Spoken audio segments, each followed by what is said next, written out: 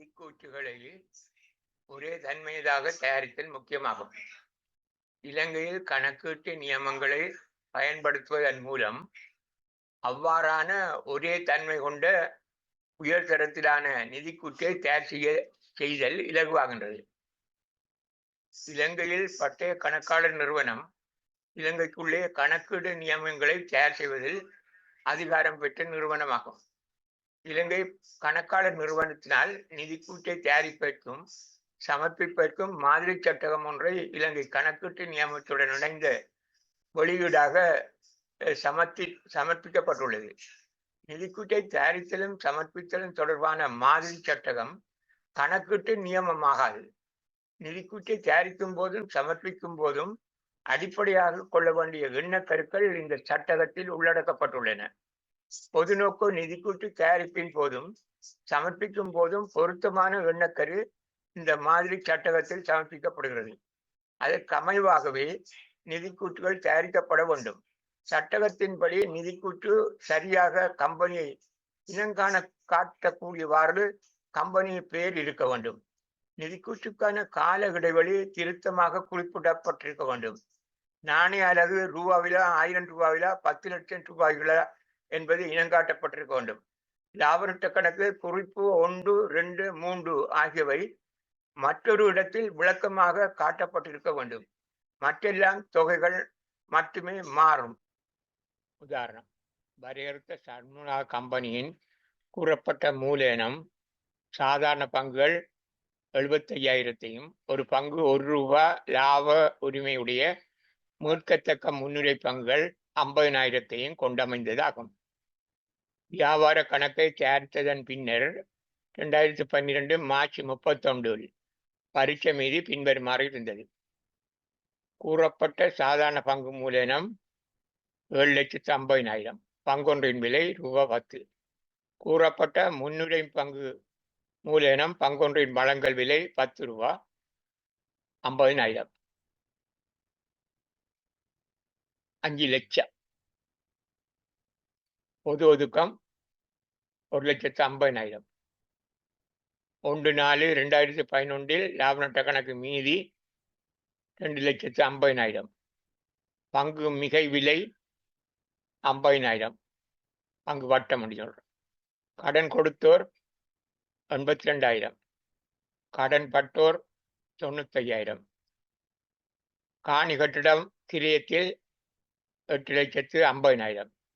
இயந்திர உபகரணம் கிரியத்தில் 5,20,000.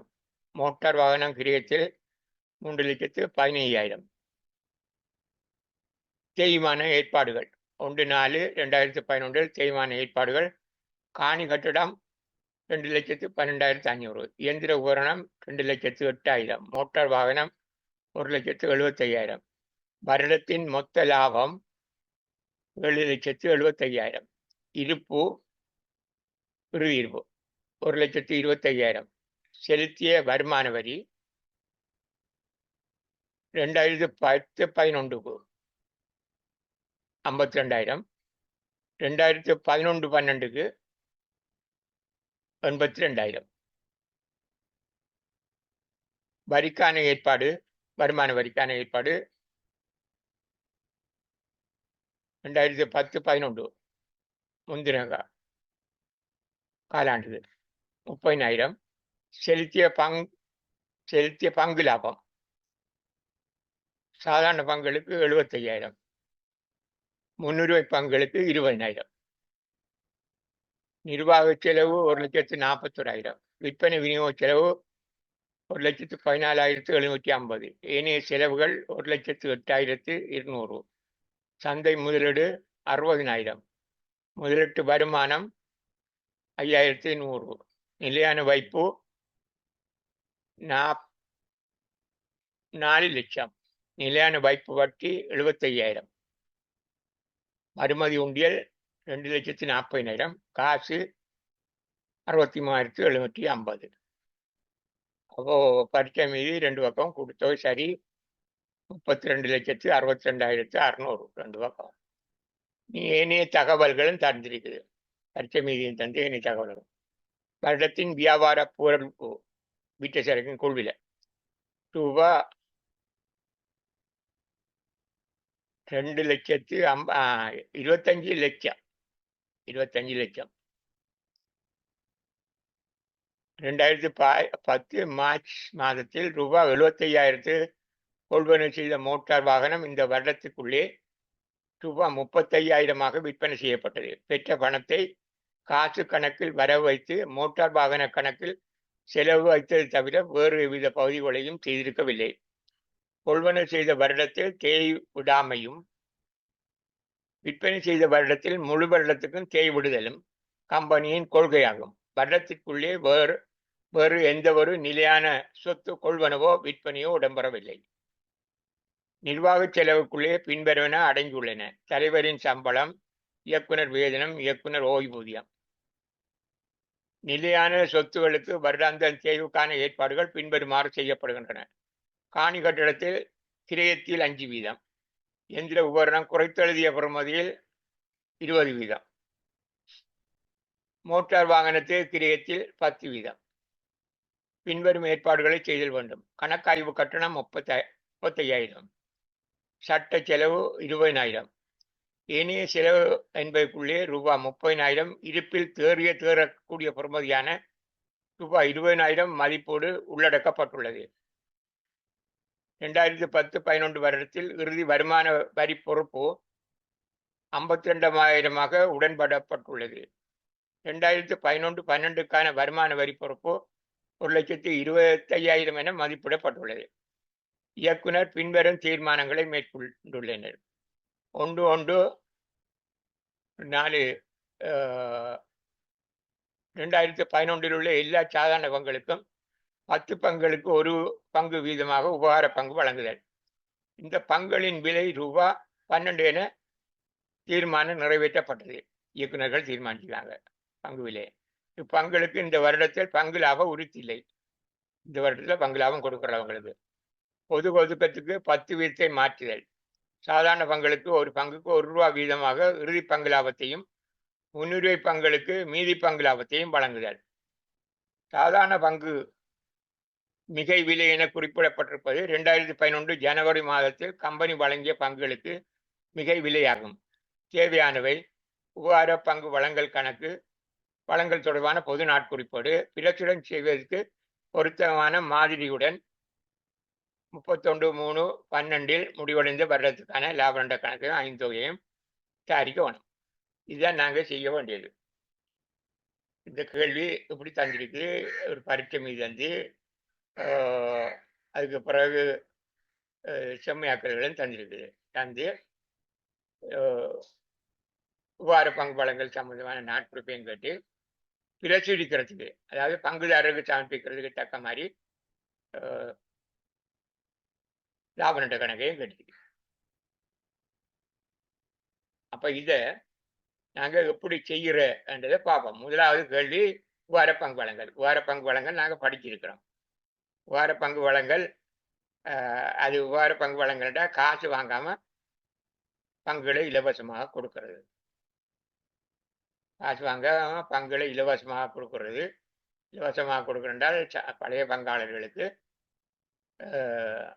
புதிய பங்குகளை, கம்பெனி பங்குகளை இலவசமாக காசு இல்லாமல் கொடுக்குறோம். ஏனென்றால் அவங்களோட வருமான லாபங்கள் இந்த கம்பெனியில் இருக்கும். அந்த ஒதுக்கமாக இருக்கிறன்னு சொன்ன நாங்கள் பகிரப்படாத லாபம் எல்லாம் அவர்களுக்குரியதான். அதனுடைய அதிலிருந்து அந்த ஒதுக்கங்கள்லேருந்து உபகார பங்கு வழங்கலாம் உண்டு. இப்போ இதில் என்னென்னு சொல்லிக்கிட்டா பொது ஒதுக்கத்திலிருந்து உபகார பங்கு வழங்க சொல்லியிருக்கீங்க பாருங்க. பொது ஒதுக்கத்திலிருந்து உபகார பங்குகளை வழங்குத சொல்லியிருக்கீங்க. சாதாரண 1/4/2011 உள்ள எல்லா சாதாரண பங்குகளுக்கும் 10 பங்குக்கு 1 பங்கு. இந்த தேதியில் ஆரம்ப தேதியில தான் இது 1/4/2011 உபகார பங்கு வழங்குது. இந்த பங்குகளின் வழங்கல் விலை ₹12. வழங்கல் விலை ₹12. எத்தனை பங்கு வழங்குறாங்களோ அத்தனை பங்கு 12ஆல் பெருக்கி எடுக்கணும். பங்குகளுக்கு வருடத்தில் பங்கு லாப உறுதி இல்லை. அப்ப இதுல நாங்க இதுல என்ன செய்யணும் என்றால் இதுக்குரிய நாட்குறிப்பை எழுதி காட்டணும். நாட்குறிப்பை எழுதுறதுக்கு உங்களுக்கு எப்படி என்று தெரியும். உவார பங்கு வழங்கலுக்கு நிதி ஏற்பாடு செய்யணும் முதலாவது. 2வது அவங்களுக்கு பங்கு சான்றிதழை அனுப்பணும். அப்போ ஒதுக்கணும் அவங்களுக்கு. அதை கூறப்பட்ட மூலதனத்தோட சேர்க்கணும். இவ்வளவுதான் நாங்க முதல் படிச்ச 2 நாட்குறிப்புகள் உண்டு. 2 நாட்குறிப்பு. இதுக்கு கணக்குல நாங்க பார்க்கணும். ஏனென்றால் எத்தனை பங்கு இருக்குன்றது எங்களுக்கு தெரியும். இந்த கம்பெனியில எத்தனை பங்கு இருக்குன்றால் 10 கொண்டு கொடுக்கணும் நாங்க.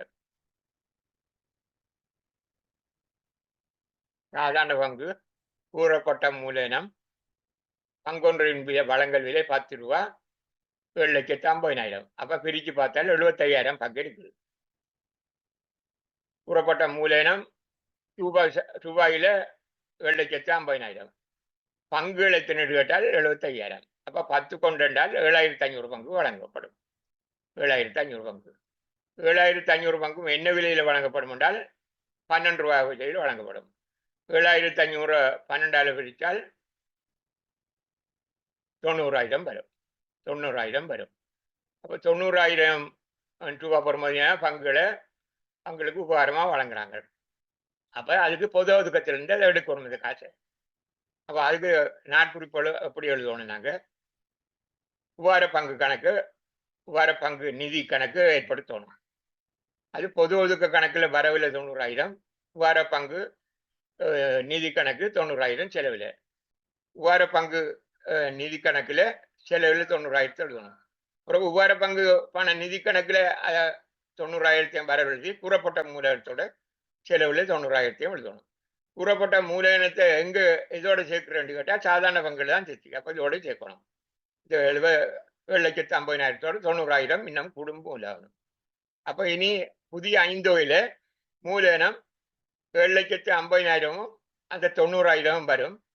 இந்த முன்னுரிமை பங்கு அது அப்படியே மாறாது. அது அவ்வளவு இருக்கும். அப்ப கூறப்பட்ட மூலதனம் இதோட 7,50,000 7,50,000 அந்த 90,000 சேர்த்து 8,40,000 அதோட இந்த 50,000 சேர்த்து அதுல நாங்க 5 தொகையில கூறப்பட்ட மூலதனத்தை காட்டுவோம். கூறப்பட்ட மூலதனம் காட்டுறது. உபகார பங்கு வழங்கலுக்கு 2 ஜோடி பதிவு எழுதணும் நாங்க. எப்படி எழுதுறது? ஒன்று பொது ஒதுக்க கணக்குல வரவுல 90,000, உபகார பங்கு நிதி கணக்குல செலவில் 90,000. உபகார பங்கு நிதி கணக்குல வரவுல 90,000, கூறப்பட்ட மூலதன கணக்குல செலவில் 90,000. அது அவ்வளவே நாங்க எழுதி காட்டணும். இதை கணக்கு பார்க்கறத நான் இந்த மாதிரி காட்டுறேன் நான் பாருங்க. சாதாரண பங்கு 75,000 கணக்கு பார்த்துனாங்க. இப்போ 7,50,000 10ஆல பிரிச்சு 75,000 பங்குகள். உபகாரம் வழங்கல் 10க்கு 1. அப்ப 10க்கு 1 75,000 10ஆல பிரிச்சா 7,500 பங்கு வழங்கல் 12 ரூபா விலையில வழங்கப்பட்டது. அப்ப கூறப்பட்ட மூலதனம் 75,000 தர 12 90,000. பொது ஒதுக்கம் அங்க இருக்கிற பொது ஒதுக்கம் அங்க பரிச்சை மீத சந்திருக்கு பழைய ஒதுக்கம். ஏற்கனவே பொது ஒதுக்கம் இருக்குது. அதோட இப்ப இந்த 90,000 இந்த 90,000 இதுல இருந்து கழிப்படும். அப்ப 60,000 மிஞ்சும். 60,000 மிஞ்சும். இப்ப லாபத்துல பகிர சொல்லிக்கு 10,000. இங்க கணக்குல சொல்லிக்கு பொது ஒதுக்கம் நாங்க இதை வாங்கிட்டு போகக்குள்ள பொது ஒதுக்கத்துக்குரிய எல்லாத்தையும் உண்டா எடுத்துடணும். உண்டா மனதுக்குள்ள எடுத்தா தான் இதை செய்யலாம். அவ்வளவையும் செய்யலாம். அப்ப 10,000 பொது ஒதுக்கத்துக்கு 10,000 மாத்தணும். அப்ப இன்னும் இதுல பொது ஒதுக்க கணக்கை இந்த காட்டிருக்கேன் பாருங்க. இது இருந்த மீதி இதுல இருந்து உபகார பங்கு வழங்கலுக்கு நிதி ஏற்படுத்தினதுக்கு 90,000 கழிச்சிருக்கு.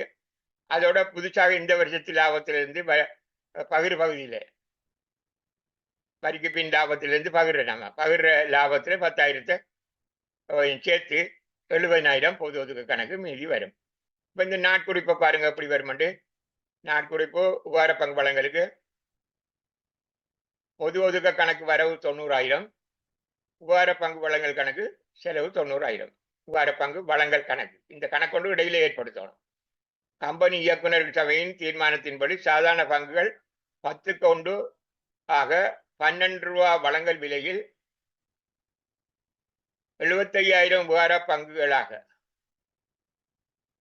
75,000 இல்லை 7,500 தான். 7,500 உபகார பங்குகளாக நிச்சயம் செய்யப்பட்டது. அப்போ உபார பங்கு வழங்குற கணக்குக்கு வரவு 90,000, கூறப்பட்ட மூலதன கணக்கு செலவு 90,000 உபார பங்குகளாக சாதாரண பங்கு வழங்கப்பட்டது. அப்ப முதலாளிகளுடைய விடை இது வந்துட்டு. இது இவ்வளவும் கணக்கு பார்க்கணும். இது இவ்வளவு என்னென்ன தேவையோ நீங்க அந்த தந்திருக்கிற தகவல்ல இருந்து எடுக்கிறது தான். அவ்வளவுதான் உங்களோட வேலை.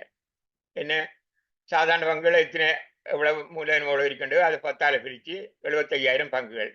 அதுல உபாரம் வழங்கின எத்தனை பங்கு 75,000 10ஆல பிரிச்சா 7,500 பங்கு வழங்குறது. பங்குட விலை என்ன? ஒரு பங்குட விலை அவங்களுக்கு வழங்குற விலை வழங்கல் விலை 12 ரூபா. அப்ப அவங்களுக்கு இலவசமா கொடுக்குற மொத்த மூலதனம் கூறப்பட்ட மூலதனம் 90,000. 75,000 12 90,000. இந்த 90,000 பொது ஒதுக்கத்துல இருந்து ஏற்படுத்தணும். அப்ப பொது ஒதுக்கத்தை நாங்க முழுதா பார்க்கணும். பொது ஒதுக்கம் ஏற்கனவே 1,50,000 அங்க தந்திருக்குது பரிச்சை மீதிக்குள்ள. இதுல பகிர சொல்லி செம்மையாக்கலுக்குள்ள தந்திருக்கு. லாபநட்ட பகிர கணக்குல போட வேண்டிய 10,000 பகிர வேண்டியது. அப்ப இந்த 1,50,000 இருந்து இதுக்கு ஒரு உபார பங்கு வழங்கலுக்கு 90,000 எடுத்தால் மிச்சம் 90,000 எடுத்தால் 60,000 மிச்சம். 60,000 அதுல பொது பகிர்வு லாபநட்ட கணக்குல இந்த முறை பகிர் பகுதியில் 10,000 இருந்து வருது. அப்ப 60 10 70,000 மீதி பொது ஒதுக்க கணக்குல மீதி 10,000 70,000. இந்த 70,000 எங்க வரும் என்று கேட்டால் நம்முடைய 5 உரிமைக்குள்ள வரும். இப்ப கூறப்பட்ட மூலதனம் எப்படி காட்டப்படும் என்றதையும் பார்த்துக்கலாம்.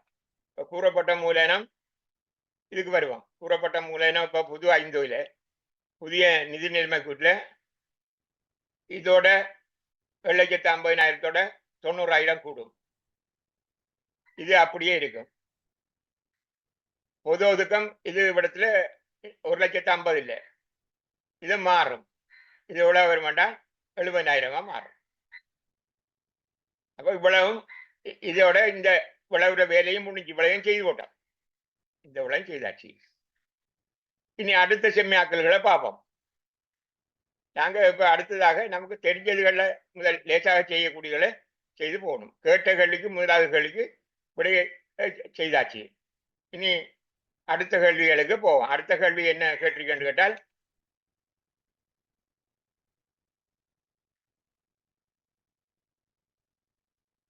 பிரச்சுடன் செய்வதற்கு பொருத்தமான மாதிரியுடன் 31/3/2012 முடிவடைந்த வருடத்துக்கான லாப நட்ட கணக்கும் அத்தினத்தில் 5 வகையும். இது விரிவான லாப நட்ட கணக்கு 5 வகை இல்லை. இது பங்குதாரருக்கு அனுப்புறதுக்குரியது. பங்குதாரர்கள் இது சுருக்கமாக தகவல்களை அளிக்கிற லாப நட்ட கணக்கு. அதை எல்லாம் விரிவாக நிலைய நிர்வாக செலவிட விரிவுகள் விற்பனை பங்கிட்டு செலவிட விரிவுகள் எல்லாம் வேறையாக காட்ட வேணும். இயக்குநர்களுக்கு சமர்ப்பிக்கிற அகத்தேவைக்காக தயாரிக்கிற வருமான செலவு கணக்குல இதுல இந்த மாதிரி சட்டகத்தில் இருக்கிறது இழிவு தேவை. அதாவது பங்குதாரருக்கு பிரச்சுரிக்கிற கணக்குகளோட சேர்த்து அனுப்புற பிரச்சுர லாபன்ற கணக்கு தான் இப்ப செய்ய சொல்லி கேட்டிருக்குது. அப்ப அதை நாங்க லேசாக நாங்க அதைத்தான் முதல்ல காட்டினான். அதை இப்ப பார்ப்போம். அடுத்ததாக இல்ல பார்ப்போம். வரையறுத்த தன்முக கம்பெனியின் கூறப்பட்ட மூலதனம் சாதாரண பங்குகள் 75,000 ஒரு பங்குக்கு ₹1 லாப உரிமையுடைய மீட்கத்தக்க முன்னுரை பங்குகள் 50,000 கொண்ட ஜனவாக்கம். இந்த கம்பெனியில வரையறுத்த தன்முக கம்பெனியில அங்க ஒரு பகுதியை செய்தான். வினாவில ஒரு பகுதியை செய்தான். என்ன பகுதியை செய்து கொண்டால்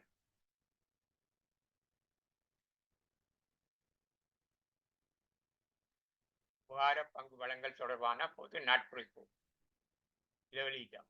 இனி அடுத்த 2வது பகுதியை செய்யணும்.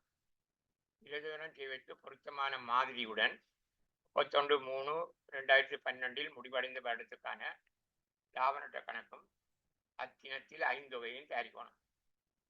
இப்போ இதுல விலசுடன் செய்வதற்கு என்றால் பங்குதாரருக்கு சமர்ப்பிப்பதற்கான லாப நட்ட கணக்கு அது அந்த மாதிரி சட்டகத்துல நாங்க நிரப்பணும். அந்த மாதிரி சட்டகத்தின்படி லாப நட்ட கணக்கையும் 5 காட்டணும்.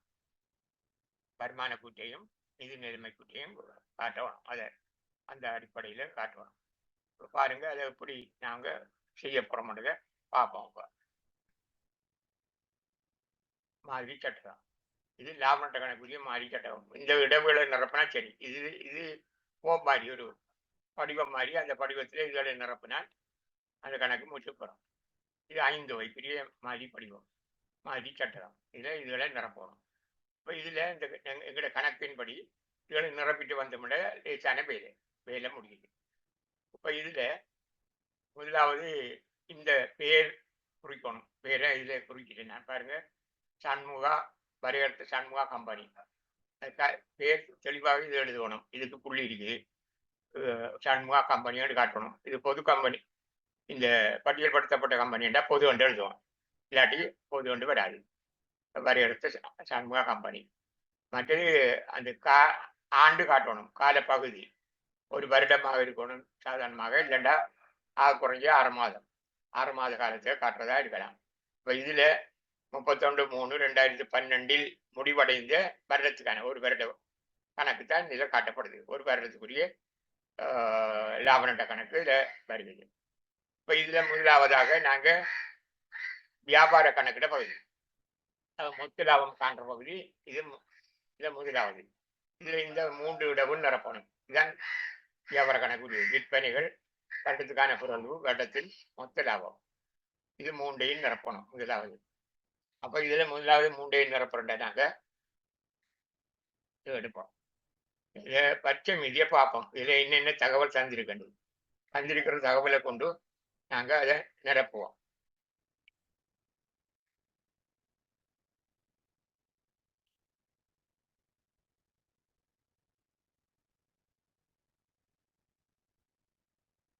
நான் வருடத்தின் மொத்த லாபம் தந்திருக்கு, பரிசு முடித்தேன். மொத்த லாபம் தந்திருக்கு, அது வியாபார கணக்கு செய்து முடிச்சிருக்கிறாங்க. அதனுடைய லாபம் செய்ய தேவையில்லை, மொத்த லாபமும் இருக்குது. வருடத்தின் வியாபார புரள்வு, வியாபார கணக்கு செய்தபடியால் விற்ற சரக்கு கொள்விலை வியாபார புரள்வு அதுவும் தந்திருக்கு. விற்பனை மட்டுமே எழுதலை. விற்பனையை முதல் இது இருக்கிற 2ஐயும் அந்த படிவத்தில் நிரப்புவோம். அதாவது மாதிரி சட்டத்தில் இருக்கிற மாதிரியே நிரப்பி பார்ப்போம். இதில் விற்பனை புரள்வு தந்திருக்கு. மற்ற வருடத்தின் மொத்த லாபம் தந்திருக்கு. விற்பனை புரள்வு 25 லட்சமா, 25 லட்சம் தான் இருந்தது. 25 லட்சம். இதில் மொத்த லாபம் அது தந்திருக்கு 7,75,000. 7,75,000. இது 2 தந்தி வருடத்தின் வியாபார பொருளும் வருடத்தின் மொத்த லாபம் தந்தால் இதை நாங்கள் இடத்துல வச்சு எழுதலாம். அந்த செய்ய வழிக்கு போகாமல் செய்ய வழியில் செய்து காட்டணும். செய்து காட்டினாலும் இதில் இடத்துல நாம் இதில் பார்ப்போம். எப்படி இதில் சாப்பிடத்தில் நடப்பலாம். இந்த கூட்டம் வியாபார பொருள் விற்ற சரக்கும் கொள்விலையும் மொத்த லாபத்தையும் கூட்டினா விற்பனை வரும். 2ஐயும் கூட்டினா 3,27,500 நான் வருது. பாருங்க, 2ஐயும் கூட்டி 3,27,500. அப்போ இதை நிரப்பிட்டேன் நாங்கள். இனி அடுத்தது ஏனைய வருமானம் என்றதை பார்ப்போம். ஏனைய வருமானம் என்ற இந்த வெற்றிடத்தை நிரப்போம். இதுக்கு நாங்கள் வினாவுக்கு போவோம், பரீட்சை மீதிக்கு போவோம். பரீட்சை மீதியில் நான் ஏனைய வருமானம், முதலீட்டு வருமானம், நிலையான வைப்பு வட்டி என்ற 2ம் இருக்குது.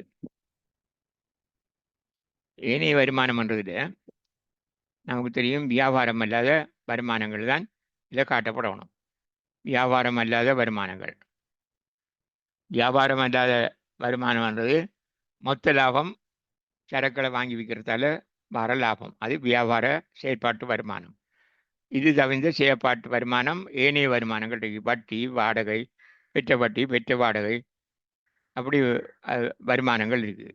அந்த ஏனைய வருமானங்களை இதில் காட்டணும். இதில் அந்த மாதிரி ஒன்றையும் காணலை. அது நிலைய நிர்வாக செலவுகளுக்குள்ள கூட்டியிருக்கேன் நிறைய. நமக்கு இப்போ இதில் இங்கே வந்திருக்கு. முதலீட்டு வருமானமும் நிலையான வைப்பு வட்டி வருமானமும் 2 தான் இருக்குது. செம்மையாக்கல் வழக்குலையும் இல்லை, வீடுக்கு இருக்கிறதுலையும் இல்லை. அதனுடைய இது 2ஐயும் கூட்டுவோம், 91,100 வருது. அப்போ நாங்கள் இதில் இந்த சட்டகத்தில் இதை நிரப்போம். முதலாவது இதை நிரப்போம், இப்படிக்கு போடுறோம். அப்போ 91,100. அப்போ இதை நிரப்புனா இதை கூட்டி எழுதணும். மொத்த லாபத்தையும் ஏனைய வருமானத்தையும் கூட்டி இதில் எழுதலாம். இதில் முழு வருமானம் எவ்வளோ கொண்டதையும் நாங்கள் இதையும் நிரப்பிட்டோம். இனி நிரப்பியாச்சு. இனி அடுத்தது இதுகளை நிரப்பணும். விநியோக செலவு, நிர்வாக செலவு, ஏனைய செலவுகள் இவ்வளவே நாங்கள் வேறொரு இடத்துல செய்து போட்டு தான் அந்த ஒவ்வொரு தொகையையும் கொண்டு வந்து இங்கே இதில் எழுதணும். இதில் எழுத வேண்டிய இடத்துல எழுதணும். இப்போ நாங்கள் இப்போ இதை பார்ப்போம். அடுத்ததாக இனி நாங்கள் வரிக்கு முன் லாபம், இது 2வது குறிப்பு. இந்த குறிப்பை காட்டணும் கட்டாயம். அப்போ இதை இந்த இடத்த நிரப்பணும். இதில் அந்த தொகையை மட்டும் போடுற குறிப்பில் இருக்கும். அந்த செய்வழி எவ்வளவும் அந்த குறிப்பில் இருக்கும். 2 குறிப்புகள் இருக்கும். இதில் இந்த தொகையை எழுதணும். வரிக்கு முன் லாபத்தை பார்க்குறதுக்கு நாங்கள் முதல் கணக்குக்கு போகணும். அந்த வினாவுக்கு போகணும். வினாவுக்கு போவோம் நாம் முதல்ல. போய் வினாவில் இதோட சம்மந்தப்பட்ட விஷயங்களை பார்ப்போம். வினாவில் பாருங்கள், 2010-11 வருடத்தின் இறுதி வருமான வரி பொறுப்பு ஆகும். இது 52,000 உடன்பாடு ஏற்பட்டுள்ளது. போன காலாண்டுக்குரியது 52,000 கட்ட சொல்லிக்கும். நாங்கள் ஒதுக்குனது எவ்வளோன்னு தெரியாது. கூட ஒதுக்கணுமா குறைய ஒதுக்கணுமான்னு தெரியாது. அதை பார்க்கணும். மற்றது வரி பொறுப்பு இந்த நிதியாண்டுக்கு 2011-12 இப்போ நடக்கிற வருஷத்துக்கு 1,25,000. இது வரி, இந்த வருஷத்துக்குரிய வரி இதுதான். நாங்கள் ஒதுக்கின தொகை. இது போன காலாண்டுக்கு அங்கே கட்ட சொல்லி வந்தது. இன்னும் வேறு என்னவும் இருக்காண்டு பார்ப்போம். பரிச்சை மீதில் என்னவும் இருக்காண்டு பார்ப்போம்.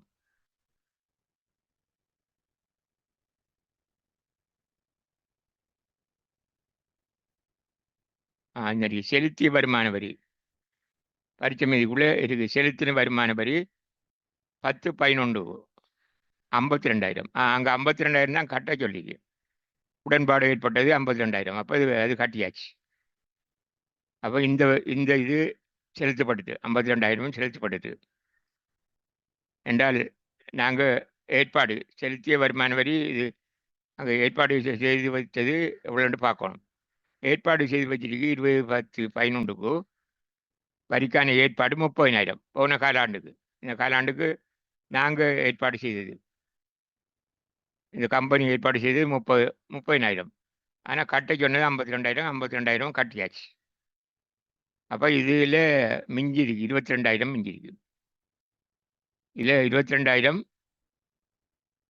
ஏற்பாடு நாம் மேலதிகமாக கட்டணும். 30,000 தான் நாம் ஒதுக்குனது. இந்த கம்பெனி ஒதுக்குன 30,000. 52,000 கட்டியாச்சு. கட்டியுமாச்சு. அங்கே செம்மியாக்கில் பார்த்தா கட்டியாச்சு. அப்போ இதை கட்டியாச்சு 52,000. அப்போ இதில் 22,000 மேலதிகமான ஒதுக்கம். அந்த மேலதிகமான ஒதுக்கத்தை நாங்கள் அங்கே இந்த வருஷத்துக்கு நாங்கள் ஒதுக்கினத்தோடு சேர்த்து கட்டணும். இதையும் கட்டணும். இந்த 22,000 கட்டணும், அதையும் கட்டணும். செலுத்திய வரியாக 82,000 தான் கட்டிருக்கு. அப்போ 82,000 கட்டணும்டா அப்போ அங்கே நாங்கள் ஒதுக்குனது 1,25,000. அப்போ இந்த 22,000 சேர்த்து கட்டணும். இதை நாங்கள் செய்து காட்டணும். செய்ய வழியில் காட்டணும். செய்ய வழியில் எப்படி காட்டுறதை பாருங்கள். இதில் ஞாபகத்தில் இருக்கணும். இந்த ஹைலைட் பண்ண எவ்வளவும் அங்கே கீழே இருக்கிறது ஞாபகத்தில் இருக்கணும். நான் அதை காட்டுறேன். வருமான வரி நரி 3 குறிப்பு தான் அது. 3 குறிப்புக்கு நாங்கள் காட்டணும். அவ்வளவு நடைமுறை ஆண்டுக்கு கட்டணும் ஒத்துக்கொண்டது 1,20,000 ஒதுக்குனது. நடைமுறை ஆண்டுக்குரிய 1,00,000. இந்த கடந்த வருட ஏற்பாடு அது 22,000 மிக ஏற்பாடு. இதையும் கட்டணும் நாங்கள். பாருங்க, ஏற்பாடு 30,000 தான் ஏற்பாடு செய்து வச்சது. ஒதுக்குனது உடன்பாடு அரசாங்கம் கட்ட சொன்னது 52,000. 53,000 உண்டலுக்கு 52,000. ஏற்பாடு 30,000 கழிச்சோன்னா 22,000. 22,000 இதில் மிக மேலதிகமாக நாங்கள் கட்டணும். அப்போ இந்த வருஷத்துக்குரியது 1,10,000. கடந்த வருஷத்துக்குரிய குறை 22,000. அப்போ லாபநட்ட கணக்கு கொண்டு போகணும். இந்த இது 1,47,000. இன்னும் ஒன்று கணக்கு பார்க்கணும். இதில் இந்த கணக்கில் என்னென்னு கேட்டால் மதிப்பிட்ட இந்த வருஷத்துக்கு மதிப்பிட்டது நாங்கள் மதிப்பிட்டது 1,20,000. செலுத்திற்கு 82,000. அப்போ இந்த வருடத்துக்கு வருமான வரி பொறுப்பு 43,000. ஏண்டா செலுத்தினது போக செலுத்தாதது இது கட்டணும். 43,000 நாங்கள் கட்டணும். இது வரி பொறுப்பு. இது 5 வரும். 5 நடைமுறை பொறுப்புக்குள்ள வரும். நடைமுறை பொறுப்பு குறுங்கால பொறுப்புக்குள்ள இந்த 43,000 வரும். இது லாபநட்ட கணக்கு வரும். லாபநட்ட கணக்கில் நாங்கள் அங்கே கூட்டி கழிச்சு காட்ட தேவையில்லை. இதை கொண்டு இந்த 147,000 அங்கே நாங்கள் அந்த கூட்டில் நிரப்பினா சரி. 1,47,000 1,47,000 கொண்டு நாங்கள் இந்த கூட்டுக்குள்ளே நிரப்புவோம்.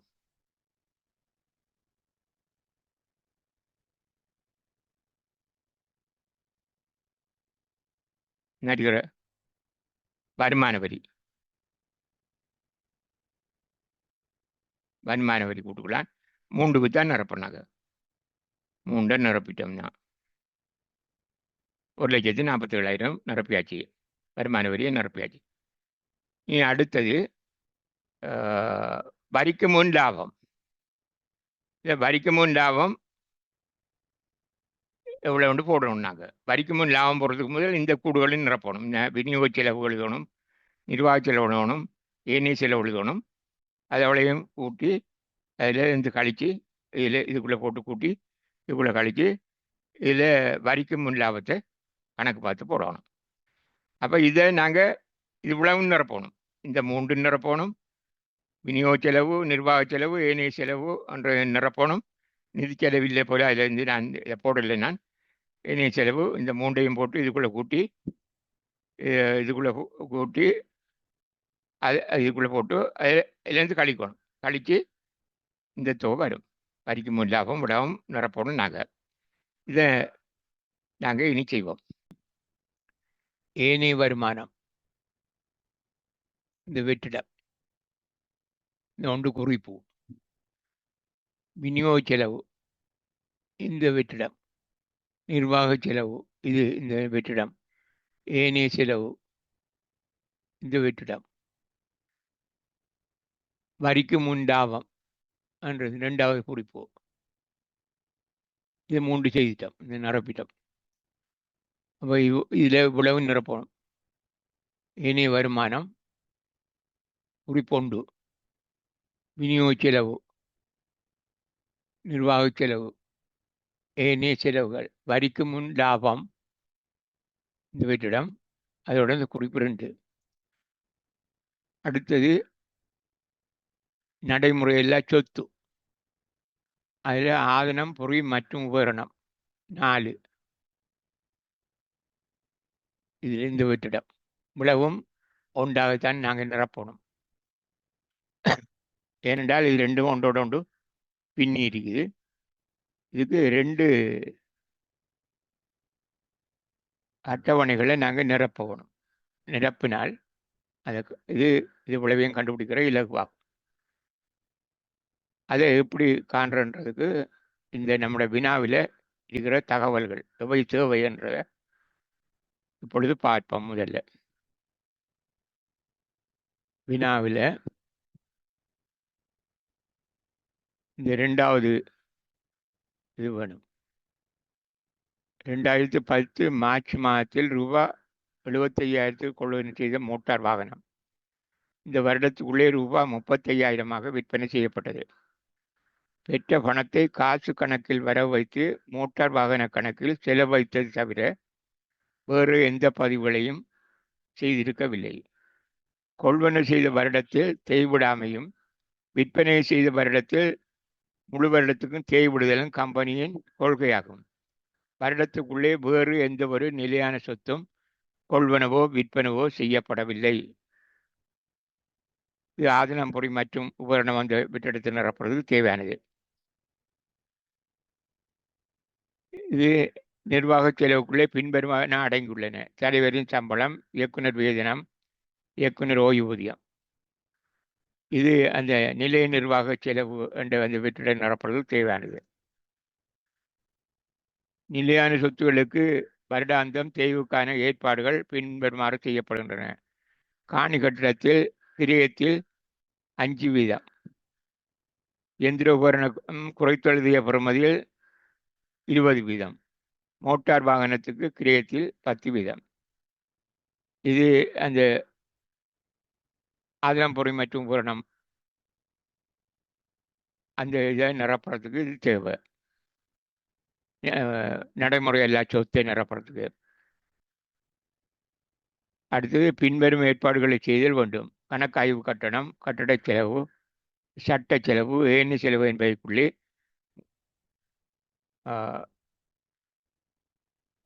செலவுகளுக்குள்ளே பின்வரும் ஏற்பாடுகளை செய்தல் வேண்டும். கணக்காய்வு கட்டணமும் சட்ட செலவும்.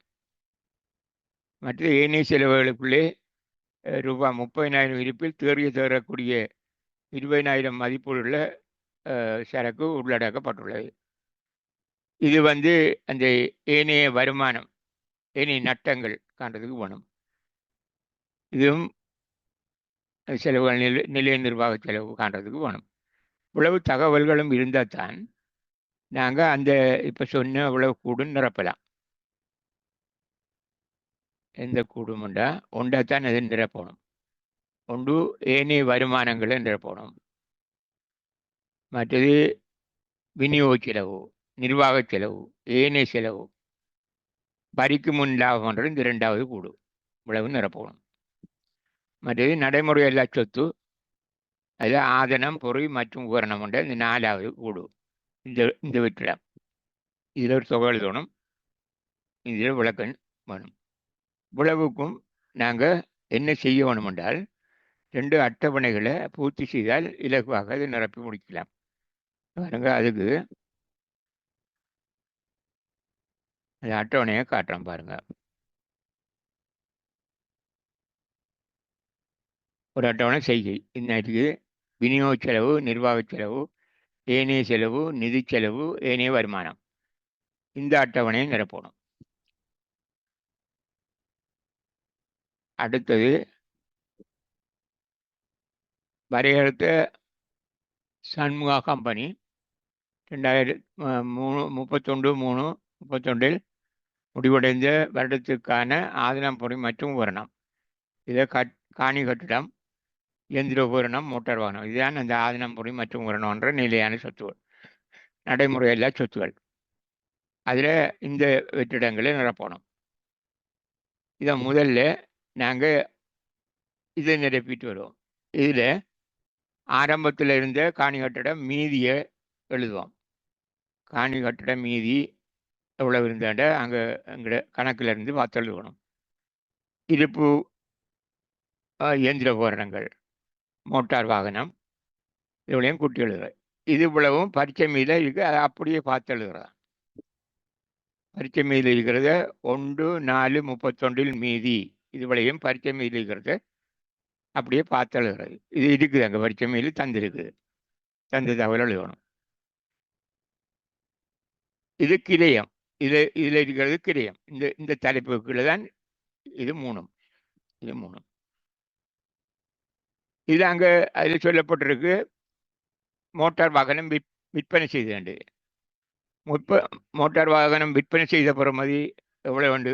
75,000 பெறுமதியானது 35,000க்கு வித்தன்னு இருந்துச்சு. இதில் நாம் இடத்துல அகற்றின பெறுமதியை மட்டும் போடுவோம். அகற்றினது 75,000 பெறுமதியான அகற்றிருக்கு. இது இருந்தது, இது அகற்றினது, இதை கழிக்கணும். இதில் இருந்து இதை கழிக்கணும். இது அங்கே தந்திருக்கிற தகவலை அப்படியே பார்த்து எழுதுறாரு. கழித்து இதில் மொத்தம் இதில் கூட்டி எழுதுகிற போல இது இந்த லைனை கூட்டினா இதில் 75,000.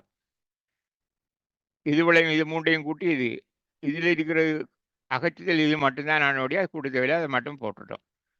போட்டு இதை இப்போ இறுதியில் வருஷ கடைசியில் இவ்வளவு இருக்குன்னு பார்த்தால் இது அப்படியே இருக்குது. இது மாறல. கிரயம் இவ்வளவு பெறுமதியானது இருக்குது. இது இவ்வளவு பெறுமதியானது இருக்குது. இது மாறல. ஆனால் இதில் குறைஞ்சிருக்குது. இப்போ இருக்கிற மோட்டார் வாகனம் இவ்வளவுதான். இப்போ இருக்கிற மோட்டார் வாகனம் 2,75,000. அப்போ எல்லாம் நிலையான சொத்து, முழு நிலையான சொத்து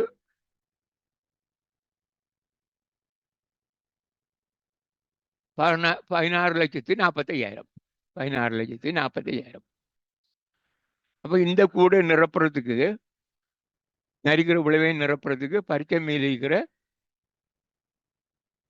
என்ன தகவல் வேணுமன்றதை நான் திருப்பியும் காட்டுறேன் உங்களுக்கு. பாருங்க, இவ்வளவுதான். இதுவிலையும் பார்த்து அந்த கிரியம் மண்டலத்துக்குள்ள பார்த்து எழுதுறேன். கான் கட்டிடம் கிரியத்தில் கிரியம் மண்டலத்துக்குள்ள எழுதுறேன். இயந்திர உபகரணம் கிரியத்தில் இதை பார்த்து எழுதுறேன். மோட்டார் வாகனம் கிரியத்தில் இதை பார்த்து எழுதுறேன். அப்போ அதை மூன்றையும் எழுதி மொத்தத்தை கூட்டி அங்கால அந்த தொகையில் எழுதுறது. கேள்வி ஏற்பாட்டில் இதுவிலையும் கூட்டி எழுதுறது. காணி கட்டிடம் இதை போடுறது செய்வுக்குள்ளே. இயந்திர உபகரணம் இதை பார்த்து அப்படியே எழுதுறேன். மோட்டார் வாகனம் இதை பார்த்து எழுதுறேன். அப்படி பார்த்து எழுதுறேன். எழுதி இதையும் அங்கே கழுகி போடுறேன். அதில் அடுத்த இதோட மோட்டார் வாகனம் விற்பனை இந்த செம்மையாகல பாருங்க.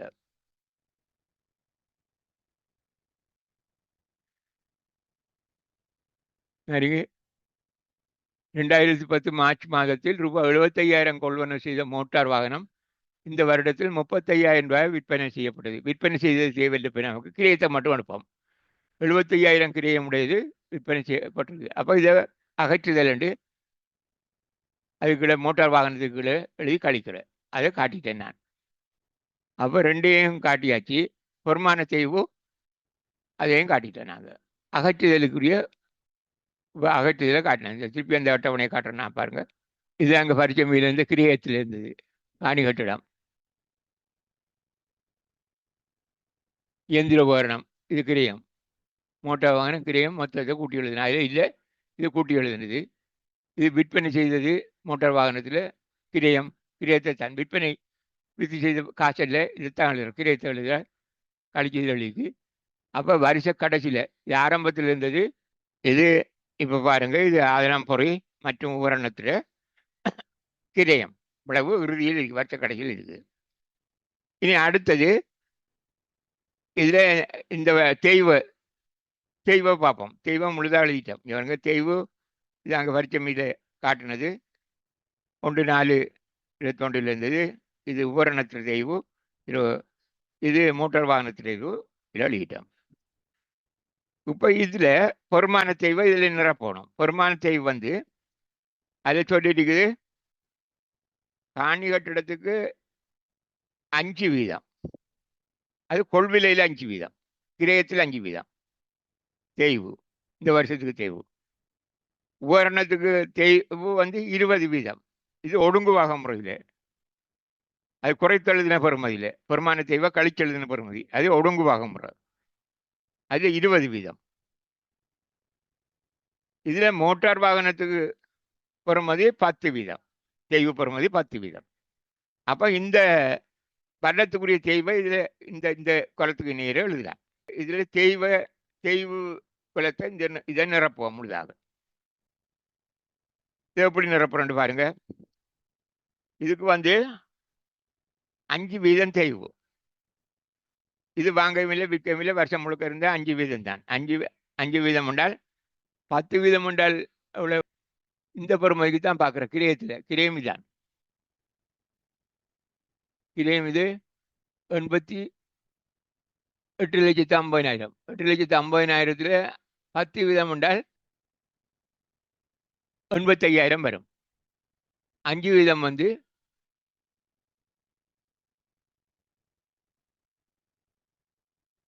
42,500 பாருங்க.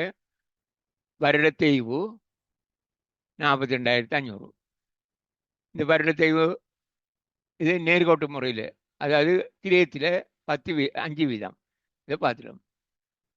இயந்திர உபகரணத்துக்கு கழிச்சரும் எழுதிய பெறுமதியில், அதாவது ஒடுங்குவாக முறையில்.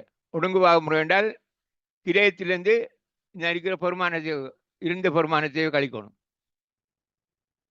இது 5,20,000. 5,20,000. இது 2,08,000. 2,08,000. சரிங்க. இதில் 2,08,000 5,20,000 2,08,000 கழிச்சால் 3,12,000. கிரியம் 5,20,000. செய்வு 2,08,000 கழிச்சு 3,12,000. 3,12,000க்கு 20 வீதம் 62,400. அப்போ 62,400 இதுக்குள்ளே செய்வு 62,400. இது 42,500, இது 62,400. நீ அடுத்து இதுக்கு மோட்டார் வாகனத்துக்கு தேவை பார்க்கணும். மோட்டார் வாகனத்துக்கு நேர்கோட்டு முறை தான். அதாவது கிரயத்தில் 10 வீதம் கொள்வனவு செய்த வருடத்தில் தேய்விடாமையும் விற்பனை செய்த வருடத்தில் முழு வருடத்துக்கும் தேய்விடுதலும். விற்பனை செய்த வருஷத்தில் முழு வருடத்துக்கும் தேய்விடுறது, கொள்வனவு செய்த வருடத்தில் முழு தேய்வு போடுறதில்ல.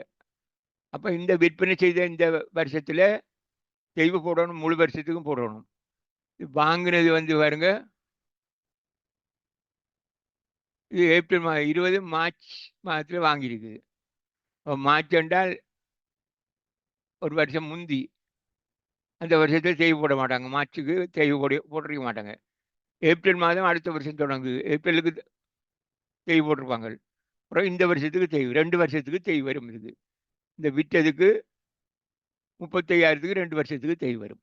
வித்த வருஷத்தில் ஒரு வருஷம், அதுக்கு முதல் வருஷமும் 2 வருஷத்துக்கு தேய்வு 35,000க்கு. இனி இங்கே பாருங்க, இதை நிரப்பிட்டு நாங்கள் விற்பனை செய்த 75,000 கழிச்சிட்டோம். இதில் இதுக்கு இந்த ஆரம்பத்தில் இருந்த மீதிக்கு இந்த வருஷத்துக்கு 10 வீதம் தேய்வு. 10 வீதம் தேய்வுண்டா 35,000. நிறைய தேய்வு 35,000. நீ வித்ததுக்கும் தேய்வு பார்க்கணும். வித்ததுக்கு தேய்வு ஒரு வருஷத்துக்கு 7,500 என்றால் 75,000 உண்டா, இல்லை 10 வீதம் 7,500. 2 வருஷத்துக்கு தேய்வு பார்க்கணும். அப்போ 15,000. அப்போ இந்த தேய்வு கழிப்படும், வித்ததில் தேய்வை கழிச்சு விட்டுறணும். இதே இந்த 7,500 75,000 இதில் கழிச்சு விட்டுறணும். மோட்டார் வாகனத்தில் இதையும் பிறகுலாம் போடணும், இதையும் பிறகுலாம் போடணும், இதையும் கழிக்கணும், இதையும் கழிக்கணும். கழிச்சிடுவோம். இனி இந்த மொத்தத்துக்குள்ள இங்கே இதை கழிக்கிறது போல இதையும் இதில் கழிக்கணும். அப்போ கழிச்சு எழுதினால் இப்போ மீதி வருமான தேய்வு மீதி இது ஆரம்பத்திலேருந்து இது இந்த வருஷத்துக்குரிய தேய்வு. அப்போ இதையும் கூட்டி மொத்தம் 2,50,000. இதில் தேய்வு ஆரம்பத்தில் இருந்த மீதி இந்த வருஷத்துக்கு தேய்வு இது 2,70,100. இது ஆரம்பத்தில் இருந்த தேய்வு மொத்தம். இது வித்தேற தேய்வு இல்லை, இது இந்த வருஷம் முழு வருஷத்துக்குரிய தேய்வு. இது வித்தெதிர தேய்வு கழிக்கிறோம். அப்போ இதை கூட்டி இதை கழித்து இந்த பெறுமதி 1,95,000. இனி இதில் இந்த 35,000 இந்த மொத்தத்தோட கூட்டுவோம். இந்த இதில் கழிச்சது போல இந்த மொத்தத்திலையும் இந்த 15,000 கழித்து இதில் 7,20,400 இருந்து கழிச்சல் இருக்கு. இப்போ தேறிய பெறுமதி பார்க்குற அப்படின்னு கேட்டால் இது கிரயம் கட்டடம் இறுதியில் வருஷ கடைசியில் இருந்தது, இது தேய்வு வருஷ கடைசியில் இருக்கிறது. அப்போ 85,850,000 2,55,000 கழித்து 5,90,000. இதில் அடுத்தது 5,95,000. இதில் எந்திரம் இறுதி இருப்பு வருஷ கடையில் இருந்தது 5,20,000. நெருங்கி தேய்வு வருஷ கடையில் 31/3/2012 தேய்வு 2,70,400. அது கழிச்சு 2,49,600. நீ மோட்டார் வாகனத்தில் இது வருஷ கடைசியில் இருந்தது 2,75,000. இறுதியில் இருக்கிற தேய்வு 1,95,000. 2,75,000 1,95,000 கழிச்சு மீதி 80,000. மோட்டார் வாகனம் இருக்கிறது 80,000. இப்போ இதை தேறிய பெறுமதி. தேறிய பெறுமதி என்றால் கிரயத்திலிருந்து வருமானத்தை கழிச்சு வர தொகை.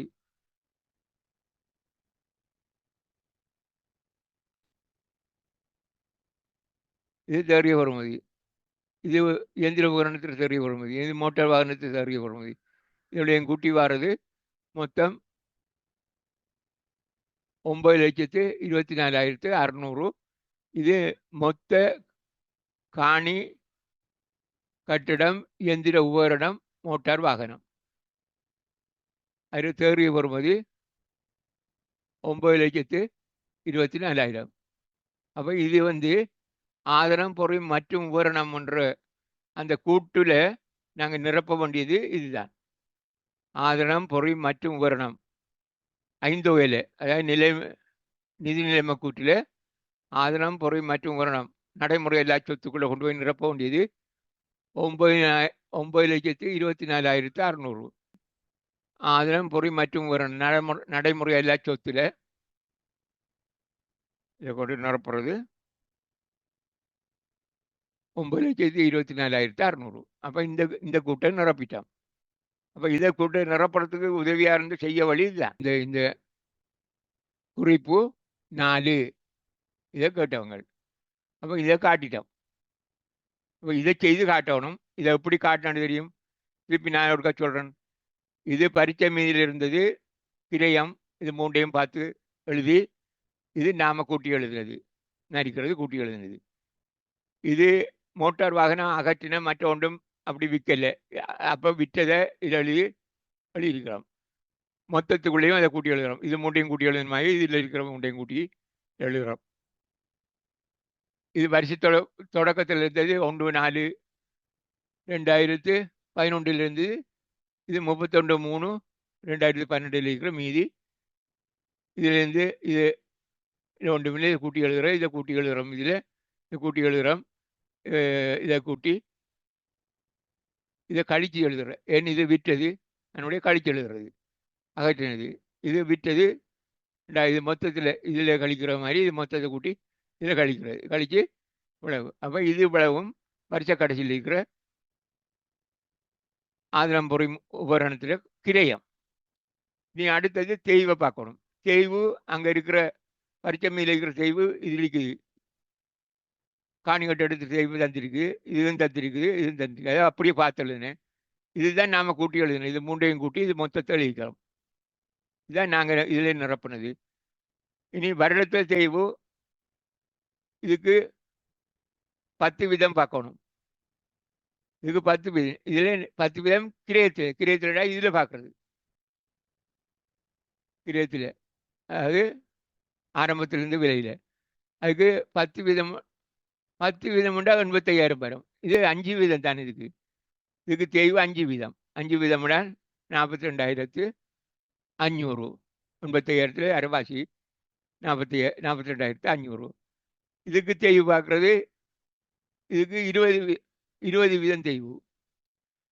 20 வீதம் தேய்வு ஒடுங்குபாக முறையில். ஒடுங்குபாக முறை என்றால் தேய்வு கழிக்க பெறுமதி இல்லை, குறைத்து எழுதின பெறுமதி. அப்போ இது கொள்வில கிரயம். இது தேய்வு 5,20,000 2,08,000 கழிச்சா 3,12,000. 3,12,000க்கு 10 வீதம் பார்க்கணும். 10 வீதம் பார்த்தால் 31,800. 20 வீதம் பார்த்தால் அது 2,000 இருக்குன்னா 62,400. 62,400 இது செய்வு பெறுமதி. இதுக்குரிய செய்வு பெறுமதி. இது 20 வீதம். இது குறைத்தழுதின பெறுமதியில் செய்வு. இது நேர்கட்டு முறையில் கிரயத்தில் செய்வு. இதுக்கு செய்வு இந்த பெறுமதிக்கு 10 வீதம் தான். 10 வீதம்டா 3,50,000க்கு செய்வு 10 வீதம் 35,000. 35,000 தெளியாச்சு. இது விட்டெதிர செய்வியும் பார்த்து கழிக்கணும். விட்டெதிர செய்வு ஒரு வருஷத்துக்கு 7,500. 75,000 10 வீதம் 7,500. இது 2 வருஷம் பாவிச்சிருக்கிறோம். வாங்கினது விற்றதுக்கு முறையில் 2 வருஷம் செய்வு போட்டிருக்கு. அப்போ 2 வருஷத்துக்கு 7,500 தர 2 15,000. இல்லை 15,000. இதை 15,000 கழிச்சு எழுதுகிறோம். இதை கூட்டி மொத்தத்தை இதில் போடுறது, இதை கூட்டி இதில் போடுறது, இதுவும் கழிக்கிறது. அப்போ இது ரெண்டையும் கூட்டி இதை கழித்து இந்த தொகை தான் இப்போ பெறுமதி, தெய்வர பெறுமதி. இது ஆரம்பத்தில் இருந்த 1.4 இருந்தது, இப்போ இறுதியில் இருக்கிற தெய்வு மொத்தம் இது 2,55,000, இது 2,70,400, இது 1,95,000.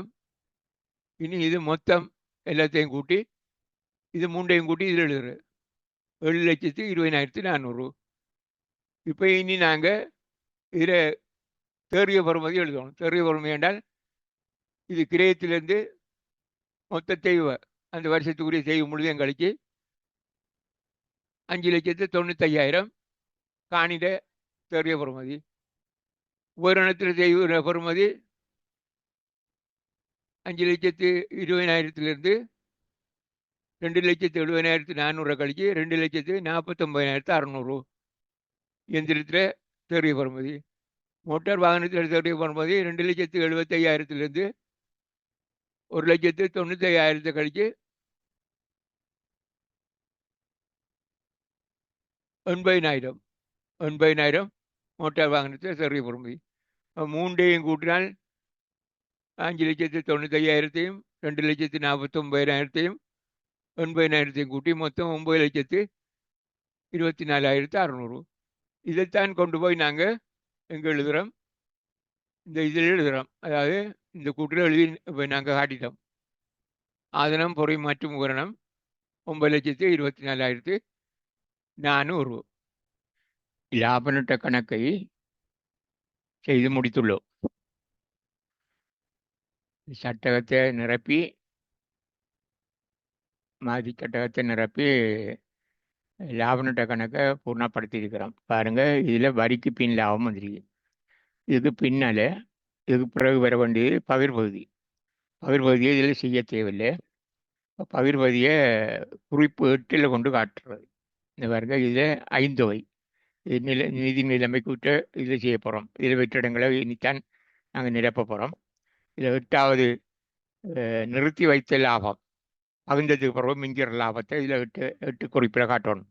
அந்த குறிப்பில் அந்த லாப நட்ட பகிர்பகுதியை நாங்கள் செய்து காட்டணும்.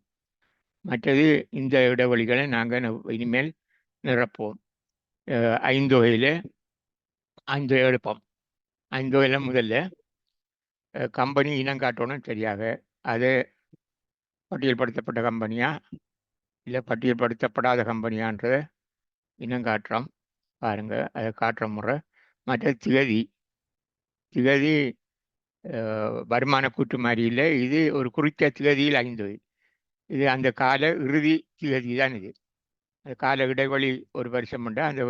அந்த வருஷ கடைசி திகதி தான் 5. இல்லை வரையறுத்த சண்முகா கம்பெனி என்று காட்டியிருக்கிறோம். இது பட்டியல்படுத்தப்படாத கம்பெனி என்றால் பொது வண்டை சொல்லில்லது. அவை பட்டியல்படுத்தப்படாத கம்பெனி. இதை நான் காட்டி இதை நிரப்பணும். இனி இந்த வெற்றிடங்களை நாங்கள் நிரப்பிடணும். இது நான் சொன்னேன்னா இது உங்களுக்கு மனதில் பாடமாக இருக்கணும். இது தேவையானதுகளை எழுதி அந்த இந்த ஒழுங்குலே எழுதணும், எழுத தெரியணும். இது அவ்வளவு தெரிஞ்சால் இந்த கணக்கு செய்கிற பெரிய வேலை இல்லை, லேசான வேலை தான். அதனுடைய இனி நான் இதை எழுதி வச்சுக்கிறேன். இந்த கணக்கு தேவையான மாதிரி இந்த வெற்றிடங்களை நிரப்பி விடுவோம். இதில் முதல் நடைமுறை எல்லாம் சொத்து 5 இது சொத்து பாகம். சொத்து பாகம் 2 பகுதியாக இருக்குது. நடைமுறை எல்லா சொத்து, நடைமுறை சொத்து இரண்டையும் காட்டினா முடிஞ்சுது. இவ்வளவுதான் 5 வகை நிதி நிலைமை கூட்டு. அதில் நடைமுறை சொத்து மேலுக்கும் பிறகு அதுக்கு பிறகு நடைமுறை எல்லா சொத்து ரெண்டையும் காட்டுறது.